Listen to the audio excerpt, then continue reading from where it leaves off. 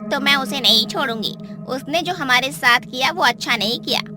हमें बस अपनी मौत का बदला लेना है, उसके बाद फिर हम वही करेंगे जिसके लिए हमें रोका गया है। वो दोनों चुड़ैल बदले की आग में बहुत ही गुस्से से गांव के मुखिया के घर पहुंच जाती हैं और गांव के मुखिया के बेटे के कमरे में जाकर कहती हैं, देखो तो सही, कतई पैर पसार कर आराम कर रहा है। इसके तो मैं आज दुर्राटे कटवा कर ही रहूंगी। इसको जीने का कोई अधिकार नहीं है। इस जैसे को तो नरक में भी जगह नहीं मिलनी चाहिए। चलो इसे मार देते हैं। उन दोनों चुड़ैलों की आवाज सुनकर राजवीर नींद से जाग जाता है, जिसके बाद राजवीर उन दोनों को देखकर बहुत डर जाता है और डर के मारे थर थर कांपने लगता है। अरे मोरी भैया मर जाए तो अरे सबरे भैया ही का बड़ा है। अरे एक चुड़ैल के साथ एक चुड़ैल मुफ्त। अरे कोई बचाओ हमका। ये चुड़ैल तो आज हमारे लिए यमराज बनकर आई है। कैसा लग रहा है तुझे अपनी मौत को अपने सामने खड़ा हुआ देखकर? हाँ, इसे तो आज मैं ऐसी दर्दनाक मौत देने वाली हूँ कि इसकी 7 पुश्तें भी याद रखेगी।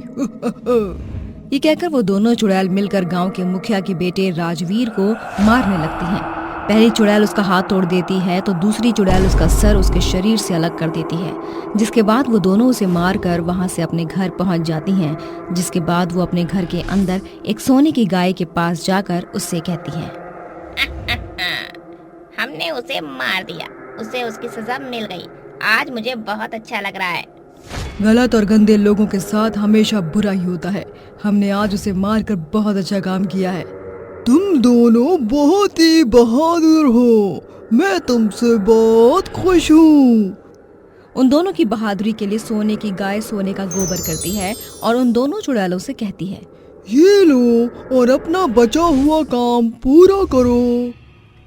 वो दोनों चुड़ैल सोने की गाय का सोने का गोबर इकट्ठा करती हैं और उसे उठाकर वहां से ले जाती हैं। जिसके बाद वो दोनों चुड़ैल उस सोने के गोबर को गांव के गरीब लोगों के घर के आगे ले जाकर रख देती हैं।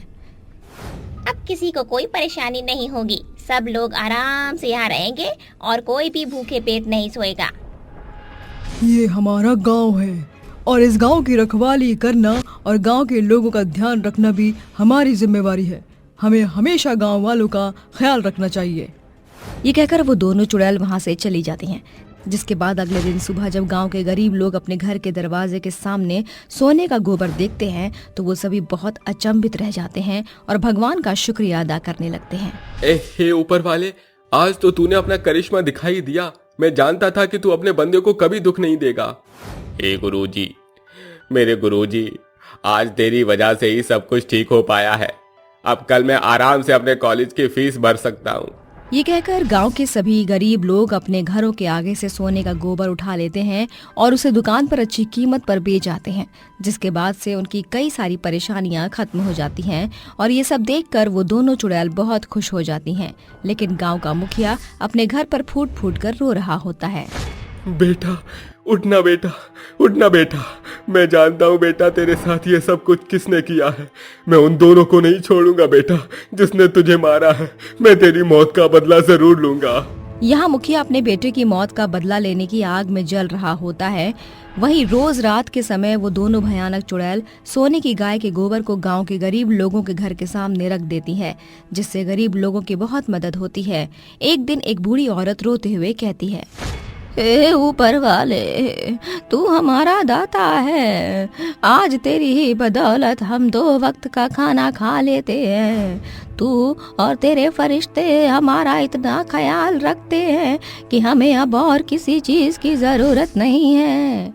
अरे गरीब लोगों के साथ कोई नहीं होता, लेकिन ऊपर वाला हमेशा उनका साथ देता है। गांव के सभी गरीब लोग बहुत खुश होते हैं और रात को गरीब लोगों का जश्न मनाने की तैयारी में वो लग जाते हैं। जैसे ही रात होती है सभी गरीब लोग अपनी खुशियों में यहाँ वहाँ झूम रहे होते हैं। लेकिन मुखिया से ये सब बर्दाश्त नहीं होता और वो अपनी बंदूक निकालकर गांव के गरीब लोगों के जश्न में पहुंच जाता है। गाँव वालों, तुम्हें अपने ऊपर वाले पर बहुत भरोसा है ना? अब देखता हूँ तुम सबको तुम्हारा ऊपर वाला बचाने आता है या नहीं। मुखिया गांव के एक आदमी को गोली मार देता है, जिसके बाद वो आदमी वहीं मर जाता है। तभी गोली की आवाज से वो दोनों चुड़ैल वहां प्रकट होती हैं और मुखिया से कहती हैं, ये तूने क्या किया? तेरी हिम्मत कैसे हुई इसे मारने की? अब तुझे इसका भुगतान करना होगा। तुझे भी तेरे बेटे की तरह मौत के घाट उतारना पड़ेगा। तभी गांव का मुखिया एक बूढ़ी औरत को पकड़ लेता है और उसके सर पर बंदूक लगाकर चुड़ैल से कहता है, चल चुड़ैल, अब सीधी सीधी तरह सारी सच्चाई बता दे।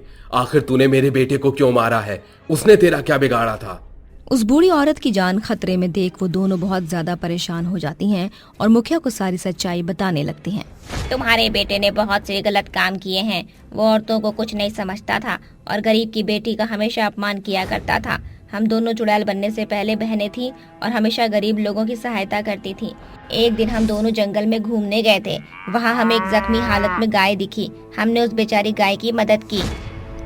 वो गाय बहुत अच्छी थी, जिसकी वजह से हमारी उससे दोस्ती हो गई। हम सिर्फ 2 बहनें थीं, लेकिन उस गाय की वजह से हमें अपने परिवार में एक सदस्य और मिल गया था। लेकिन तुम्हारे बेटे ने सब बर्बाद कर दिया। एक दिन उसकी नज़र हम दोनों पर पड़ गई। वो हम दोनों के साथ गलत करना चाहता था। अरे वाह, क्या रसमलाई है। आज इन दोनों को चक्कर देखता हूँ। उसने हम दोनों की इज्जत के साथ खेलना शुरू कर दिया और हम दोनों अपनी जान बचाकर वहाँ से भागते हुए जंगल पहुँच गए। वहीं पीछे पीछे हमारी प्यारी गाय भी हमारे पीछे पीछे आ गई। जो वो चाहता था हम दोनों ने होने नहीं दिया और जंगल में हम दोनों ने उसका मुकाबला किया, जिसके बाद वो बहुत ज्यादा गुस्से में आ गया और उसने अपनी कमर से बंदूक निकाल कर गोली चलाई। गोली चली तो सही, लेकिन हमारी प्यारी गाय ने गोली को अपने ऊपर ले लिया। उसके बाद राजवीर ने हम दोनों बहनों के ऊपर गोली चला दी। लेकिन मरने के बाद भी हमारी आत्मा को शांति नहीं मिली और हम दोनों बहनों ने मरने के बाद भी अपनी प्यारी गाय की देखभाल और ज्यादा की और उसे मरते मरते बचा लिया। जिस बात से खुश होकर एक दिन एक देवता ने हमें वरदान दिया। तुम दोनों चुड़ैल होकर भी इतनी अच्छी हो और इस बेचारी गाय का इतना ख्याल रख रही हो। जब तुम मामूली सी गाय का इतना अच्छा ख्याल रख सकती हो तो मेरे गांव का ख्याल भी अच्छे से ही रखोगी। इसलिए मैं तुम्हें वरदान देता हूँ, आज के बाद जो तुम चाहोगी तुम वो कर सकती हो।